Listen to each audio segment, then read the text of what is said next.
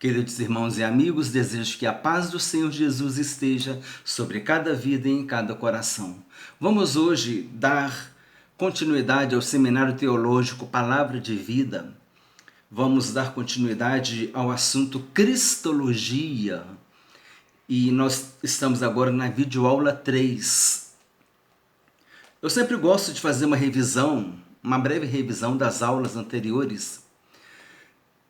E lembrando que esta matéria está na descrição do vídeo. Se você estiver assistindo no celular, você consegue abrir a descrição do vídeo, acompanhando a leitura e da matéria, porque nem tudo cabe na descrição, porque são apenas 5.000 caracteres, mas há um conteúdo ali para você, tá bom? Para você acompanhar a aula e, se quiser, copiar e salvar no seu arquivo do Word, assim como tem orientado desde a primeira videoaula do módulo 1, você salvar toda a matéria que está na descrição do vídeo, e em alguns vídeos foram comentário fixado também com a matéria, para que você possa compor uma apostila do nosso seminário. Já estamos no módulo 4. E hoje estamos falando sobre Cristologia. Na primeira aula nós falamos o que é Cristologia. Cristologia é a parte da teologia sistemática que estuda a pessoa de Jesus Cristo. No módulo 3, nós tivemos 3 aulas abordando sobre algumas teologias. Dentre elas, nós abrimos o leque na teologia sistemática. Falamos sobre a impecabilidade de Jesus, que Jesus nunca pecou. E por isso ele foi o sacrifício perfeito, eficaz e que vale para sempre.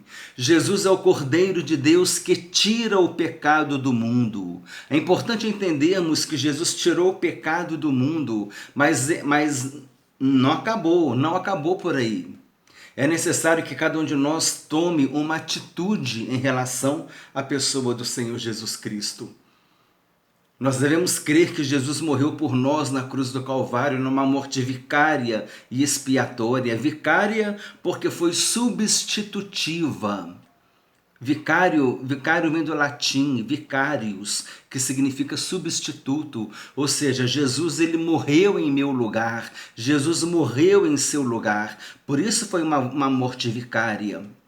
E uma morte expiatória. Expiar significa pagar. Expiar pecados significa pagar os pecados. A morte de Jesus foi expiatória porque ele pagou na cruz os nossos pecados, a culpa dos nossos pecados. O castigo que nos traz a paz estava sobre ele e pelas suas pisaduras nós somos sarados. Jesus pagou a culpa do nosso pecado. Por isso a morte dele foi expiatória. Jesus teve uma morte vicária e expiatória. Vicária porque foi substitutiva, ele morreu em nosso lugar. E expiatória porque ele pagou a culpa do nosso pecado. Por isso que é eis o Cordeiro de Deus que tira o pecado do mundo. Foi João Batista quem disse isso quando ele viu Jesus que estava se aproximando para ser batizado no Rio Jordão. Mas é importante nós tomarmos a decisão de que é importante nós entendermos que nós precisamos tomar essa decisão. E essa decisão é uma decisão pessoal, é um assunto que eu já considerei aqui nos nossos trabalhos, nos nossos estudos, que a salvação ela não é individual. A nossa salvação ela é pessoal. Lembra de um quarto individual, é um quarto de uma pessoa só. Agora lembra de um quarto coletivo, é um quarto que tem várias pessoas. A salvação ela não é individual, porque não é só um indivíduo que vai ser salvo, a salvação ela é coletiva. Os lavados e remidos pelo sangue de Jesus, que compõe a igreja do Senhor Jesus. Todos nós seremos salvos, seremos arrebatados, encontraremos com o Senhor nos ares, os mortos em Cristo ressuscitarão primeiro, os vivos serão transformados, vamos nos encontrar com o Senhor nos ares e a igreja estará para sempre com o Senhor. Então a igreja é o coletivo das pessoas salvas. Então fala, a salvação é individual. Não, a salvação é coletiva. Mas o indivíduo precisa ter uma experiência pessoal com o Senhor Jesus. Por isso que a salvação ela é pessoal, porque cada indivíduo precisa ter uma experiência pessoal com o Senhor Jesus. A salvação é uma experiência pessoal. Ninguém pode aceitar Jesus por você. É você que tem que aceitar Jesus como seu Senhor e Salvador. É você que tem que reconhecer Jesus. O Senhor morreu na cruz do Calvário para me salvar, para perdoar os meus pecados.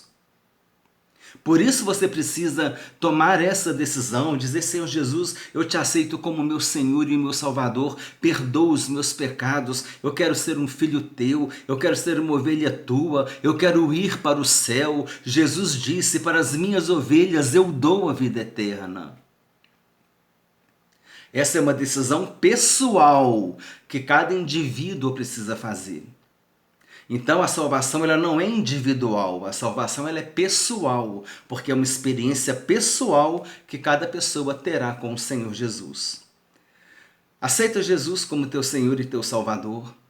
Na videoaula 2, nós falamos sobre a humanidade de Jesus, que foi negada já na igreja primitiva, já na igreja apostólica.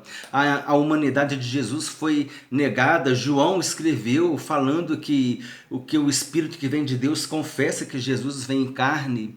Nós falamos sobre o docetismo, que foi uma corrente, né? Uma corrente de pensamento que defendia a ideia de que Jesus era um holograma, um espectro, que ele não tinha corpo, que ele não tinha corpo físico, carne, sangue. Mas João defendeu essa doutrina dizendo que Jesus veio em carne. A igreja primitiva combateu o docetismo que vem do grego, dokere, né? No sentido de aparecer, aquele verbo que aparece, de aparecer, né? Dizendo que Jesus aparecia como uma forma humana, mas que ele não era humano, mas Jesus era homem. E nós vamos agora, daqui a pouco, considerar sobre isso. Então essa apologética externa, nós falamos que foi uma apologética externa porque foi uma heresia externa, de fora da igreja. Foi uma apologética defensiva porque defendeu a igreja porque defendeu a fé cristã. E foi uma apologética bíblica porque usou doutrina bíblica para combater a heresia. Por isso que precisamos estudar sobre a humanidade de Jesus. Nós consideramos que Jesus, a humanidade de Jesus revelada no Novo Testamento, durante o ministério de Jesus, ele sentiu fome, sentiu sede, cansaço, dormiu, chorou, ele se entristeceu, se angustiou, foi chamado de homem por Pilatos, possuía os sentidos humanos. A declaração bíblica sobre a humanidade e a divindade de Jesus, nós consideramos o texto de Filipenses capítulo 2, a partir do versículo 5, o verbo se fez carne e veio habitar entre nós. No princípio era o verbo, e o verbo estava com Deus, e o verbo era Deus. Fala da divindade de Jesus, e o verbo se fez carne e habitou entre nós, cheio de graça e de verdade, e vimos a sua glória, glória como do unigênito do Pai. Fala da humanidade de Jesus. João capítulo 1, Evangelho de João capítulo 1, versículo 1 e depois do versículo 14. Falamos a respeito do suor de Jesus, o suor de Jesus que se misturou com as gotas de sangue devido à grande angústia que ele sofreu, hemaditrose, né? Essa palavra que se refere a esse fenômeno de quando a pessoa está num estado de tensão tão grande que ela começa a suar. Ela começa a suar, né? E rompe os vasos sanguíneos superficiais aqui da pele, e ela começa a suar sangue também. O sangue se mistura com o suor. Esse fenômeno que, conforme consideramos que é um fenômeno explicado pela própria ciência, né? A ciência explicando um fenômeno que aconteceu com Jesus, que não acontece com todo mundo, é um percentual bem baixo de pessoas que acontece isso, mas que acontece, mostrando também a humanidade de Jesus. Agora, entrando no assunto da aula de hoje, nós vamos ver 4 termos importantes na cristologia. Acompanhe a leitura comigo. Agora essa parte já está na descrição do vídeo. A parte da revisão só vai estar na descrição se couber, por causa dos 5.000 caracteres. Acompanhe a leitura. Na cristologia encontram-se alguns termos que podem não ser conhecidos pelos cristãos. No estudo de hoje serão destacados 4 termos. É importante ter um bom esclarecimento a respeito de cada um deles, pois isso contribuirá para um melhor entendimento a respeito do estudo sobre Jesus. Os termos são teantropia, hipostase, unipessoalidade ou unipersonalidade de Cristo e kenosis. Esses 4 itens. Esses 4 termos teológicos referentes a Jesus, referentes à cristologia. É importante aprender esses 4 termos. Teantropia. Acompanhe a leitura com atenção, não é difícil entender. O termo é formado pela união de 2 palavras gregas, theos, que significa Deus, e anthropos, que significa homem. Teantropia é a perfeita união das naturezas divina e humana em uma única pessoa. Teologicamente, esse termo se refere somente a Jesus Cristo, o Deus homem que se manifestou ao mundo. Ou seja, nós estamos falando que Jesus Cristo era uma pessoa só, com 2 naturezas, humana e divina.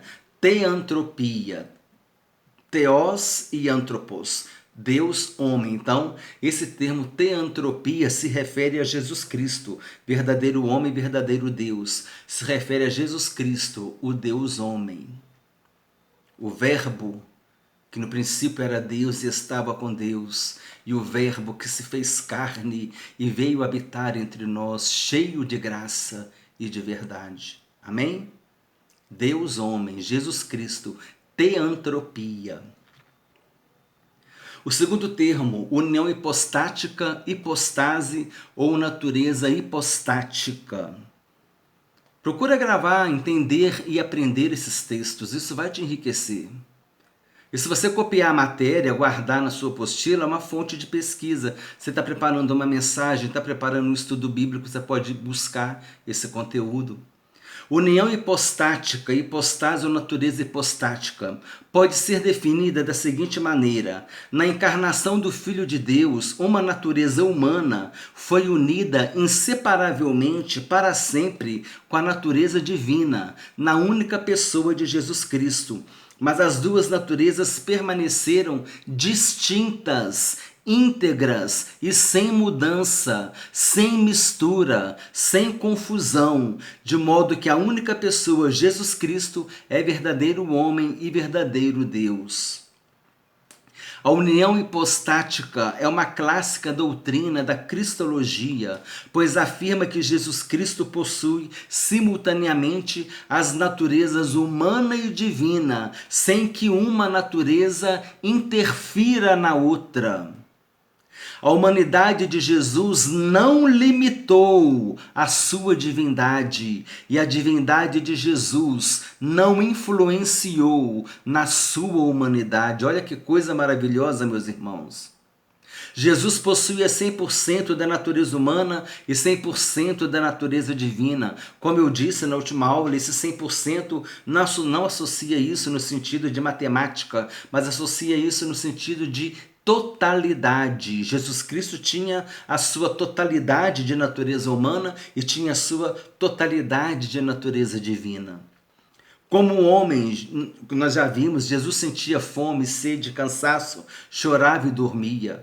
Como Deus expulsava demônios, ressuscitava mortos, curava enfermos, purificava leprosos, fez cego enxergar, multiplicou pães em 2 oportunidades, andou sobre as águas, foi adorado. Tudo isso como Deus. Então é importante entender isso. A natureza humana de Jesus não atrapalhava a natureza divina, e a natureza divina não atrapalhava a natureza humana. Quando Jesus tinha fome, era porque Jesus era homem. Então ele sentia fome, sentia sede. Mas quando ele ressuscitava um morto, é porque ele era Deus. Então, na hora que ele curou o paralítico, era o Deus Jesus que estava ali manifestando a natureza divina de Jesus, manifestando o poder para curar aquele paralítico. Quando ele estava com fome, era o Jesus homem, a natureza humana de Jesus que estava se manifestando ali. Uma não atrapalhava a outra. A natureza humana de Jesus não atrapalhava a natureza divina não atrapalhava a natureza humana. Jesus era totalmente homem e era totalmente Deus. Então havia uma união hipostática. Esse foi o termo que foi criado para definir essa união, onde uma natureza não atrapalha a outra. É a união hipostática, Jesus homem, Jesus Deus, e uma união hipostática. Uma natureza não atrapalhava a outra. Unipersonalidade ou unipessoalidade de Cristo, sendo um homem em sua total essência e sendo Deus em sua total essência, Jesus não tinha duas personalidades, ele era uma pessoa com duas naturezas. Agora o item 4, kenosis. Vamos para a leitura, para que nós possamos entender. Fazer uma leitura bem pausada e bem atenciosa. Kenosis, origem da palavra em grego, kenosis, o ato de esvaziar. No texto bíblico está no passado. No texto bíblico está no passado. A palavra ekenosen é usada em Filipenses 2:7, capítulo 2, versículo 7, e é traduzida como esvaziou. Kenosis é chamada de doutrina do esvaziamento. Nessa doutrina, Jesus esvaziou-se de sua glória celestial, esvaziou-se de si mesmo para assumir a forma humana, com todas as suas limitações e necessidades, excetuando apenas a presença do pecado em sua vida. Nós já vimos a impecabilidade de Cristo, por isso que é importante assistir às aulas anteriores.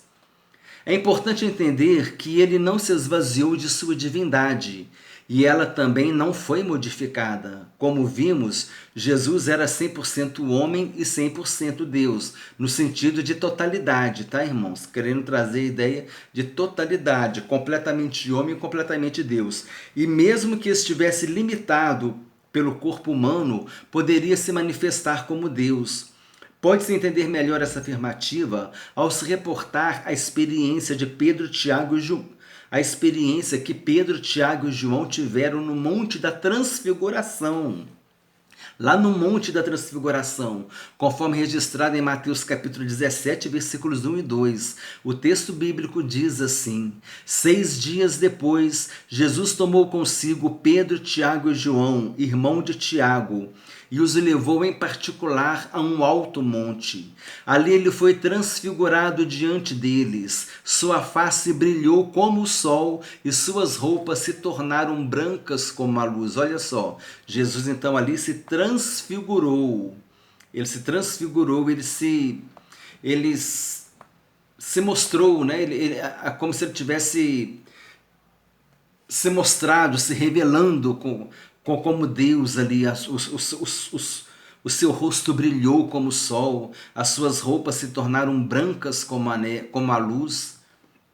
Então foi uma experiência poderosa que os discípulos tiveram com Jesus. Aí depois o que aconteceu? Quando a nuvem foi embora, Jesus apareceu como na natureza humana e falou: não contem essa experiência para ninguém até eu ressuscitar.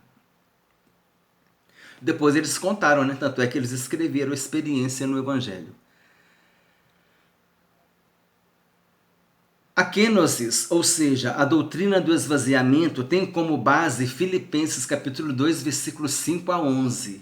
Pedro também faz referência à transfiguração, a esse momento da transfiguração, em uma de suas epístolas. Voltando aqui à leitura, a kenosis, ou seja, a doutrina do esvaziamento, tem como base Filipenses capítulo 2, versículos 5 a 11. O texto bíblico diz assim: tende em vós o mesmo sentimento que houve também em Cristo Jesus, pois ele, subsistindo em forma de Deus, não julgou como usurpação ser igual a Deus, antes a si mesmo se esvaziou, assumindo a forma de servo, tornando-se em semelhança de homens e reconhecido em figura humana. e, reconhecido em figura humana, a si mesmo se humilhou, tornando-se obediente até a morte e morte de cruz, pelo que também Deus o exaltou sobremaneira e lhe deu o nome que está acima de todo nome, para que ao nome de Jesus se dobre todo joelho, nos céus, na terra e debaixo da terra, e toda língua confesse que Jesus Cristo é Senhor, para a glória de Deus Pai. Então esse é o texto de Filipenses, que traz essa doutrina da kenosis, que é a doutrina do esvaziamento. Observação 1. Em João capítulo 14, versículo 28, Jesus disse: "O Pai é maior do que eu." Há doutrinas que utilizam esse versículo para negar a divindade de Jesus. É necessário entender que quando Jesus disse isso, ele estava em sua natureza humana e estava em situação de servo, submisso ao Pai, que havia arquitetado um plano de salvação. O versículo lido anteriormente deixa bem claro que Jesus assumiu a forma de servo e se humilhou, sendo obediente até a morte e morte de cruz.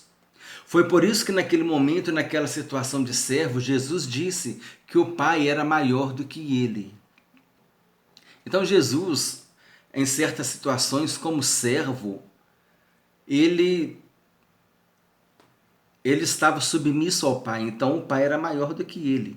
Naquele momento ali, ele estava indo para o Calvário, né? Ele ia ser crucificado, ele ia morrer na cruz do Calvário. Então, ele estava como servo. Igual aquela passagem quando Jesus disse que nem ele, nem o Filho, nem os anjos sabiam o dia de sua volta, só mesmo o Pai que sabia. Vai ser um tópico do nosso estudo de Cristologia, mas só para reforçar aqui, porque é pertinente no assunto aqui. Então Jesus, ele disse que ele não sabia o dia de sua volta. Por quê? Porque Jesus estava como homem, ele estava como servo, ele era menor do que o Pai, era maior do que ele. O objetivo de Jesus era ser morto na cruz do Calvário para poder dar o brado tetelestai, está consumado, o plano da salvação. Então Jesus naquele momento não sabia mesmo, mas depois que Jesus ressuscitou, ele disse: "Toda a autoridade me foi dada no céu e na terra." Jesus tem toda a autoridade. Então hoje Jesus tem autoridade para saber o dia de sua volta. Ele tem autoridade no céu e na terra. Ele tem autoridade, ele tem nas mãos as chaves da morte e do inferno. A chave na Bíblia, o sentido é de autoridade. Então ele tem autoridade sobre a morte, ele tem autoridade sobre o inferno. Jesus tem autoridade sobre todas as coisas. Jesus é o Rei dos reis, o Senhor dos senhores. Amém, irmãos? Observação 2. Qual é o entendimento do esvaziamento de Jesus? Para fechar a aula, tá, irmãos? Ao se encarnar, Jesus não abriu mão dos seus atributos divinos para assumir qualidades humanas. Mesmo em figura humana, Jesus foi adorado, como registrado em Marcos, capítulo 5, versículos 5 a 7. O texto bíblico diz assim: o endemoniado gadareno, né? Andava sempre de dia e de noite, clamando por entre os sepulcros e pelos montes, ferindo-se com pedras. Quando de longe viu Jesus, correu e o adorou, exclamando com alta voz: "Que tenho eu contigo, Jesus, Filho do Deus Altíssimo? Conjuro-te por Deus que não me atormentes." Quando os demônios falam, conjuro-te por Deus que não me atormentes, eles reconhecem ali que Jesus tinha autoridade, né? E adoraram a Jesus. Em Mateus capítulo 8, versículos 1 e 2, está registrado que Jesus foi adorado por um leproso. O texto bíblico diz assim: "Ora, descendo ele do monte, grandes multidões o seguiram, e eis que um leproso, tendo se aproximado, adorou-o, dizendo: Senhor, se quiseres, podes purificar-me." Mateus capítulo 8, versículo 1 e 2. Logo a seguir, Jesus purificou o leproso. Jesus disse: "Eu quero, fique limpo." Nos textos bíblicos lidos anteriormente, observa-se que Jesus Cristo aceitou a adoração do leproso e dos demônios.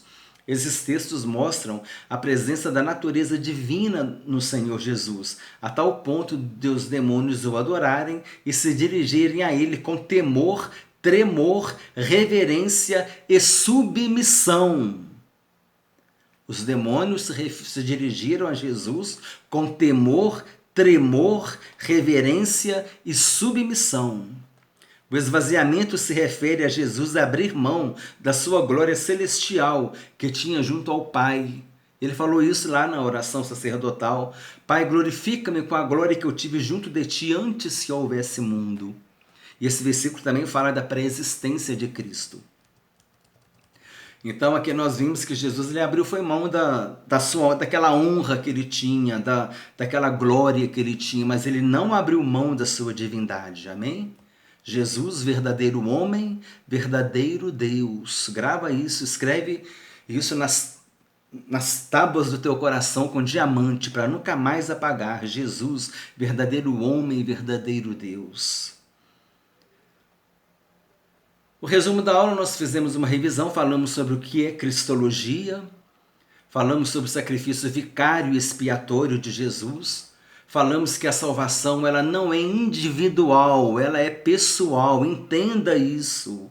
O indivíduo precisa ter uma experiência pessoal com o Senhor Jesus. A salvação não é individual, ela é coletiva. A igreja é o coletivo dos lavados e remidos pelo sangue de Jesus.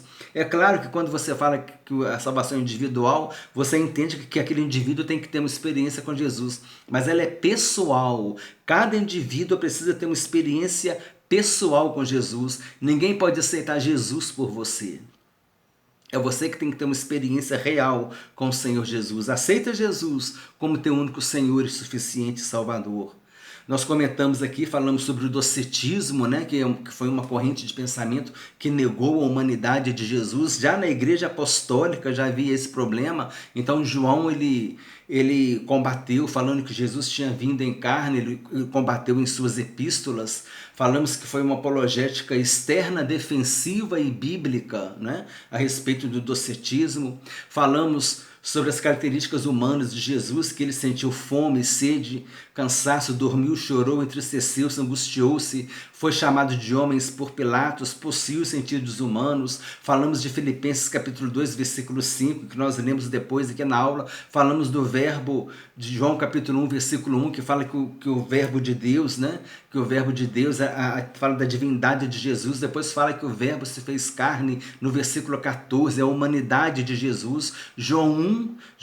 Evangelho de João capítulo 1, versículos 1 e 14. 1 fala sobre divindade, o 14 fala sobre a humanidade de Jesus. Falamos também sobre o suor de Jesus como gotas de sangue, que misturou ali aquelas gotas de sangue. Isso foi revisão da outra aula, e na aula de hoje nós falamos sobre os termos teantropia, Deus-homem, o termo que se refere somente a Jesus Cristo, a união hipostática, né? A natureza humana e a natureza divina de Jesus, ou hipostase, união hipostática, ou hipostase, ou natureza hipostática, que uma natureza não atrapalha a outra. Falamos sobre a unipersonalidade de Jesus, que Jesus tem duas naturezas, mas é uma só pessoa. E falamos também sobre a kenosis, né? Doutrina do esvaziamento, que Jesus ele se esvaziou da sua glória, da sua honra, mas Jesus não se esvaziou da sua divindade. Jesus era verdadeiro homem e verdadeiro Deus. Jesus aceitou a adoração dos demônios, a adoração das pessoas, aquele leproso que o adorou. E assim hoje nós concluímos esta aula a videoaula 3 do nosso seminário, que estamos falando sobre cristologia, um tema muito importante para que nós possamos estar bem fundamentados na sã doutrina da palavra de Deus, crendo em Jesus Cristo, de acordo com as Escrituras. Jesus disse: aquele que crê em mim, como diz as Escrituras, do seu interior fluirão rios de água viva. Devemos examinar as Escrituras. Jesus disse: examinai as Escrituras, porque julgais ter nelas a vida eterna, e são elas que testificam de mim. Aos saduceus Jesus disse: errais não conhecendo as Escrituras nem o poder de Deus. Vamos conhecer Jesus por meio das Escrituras. Amém, meus irmãos? irmãos. Desejo que Deus abençoe a todos abundantemente, em nome do Senhor Jesus Cristo.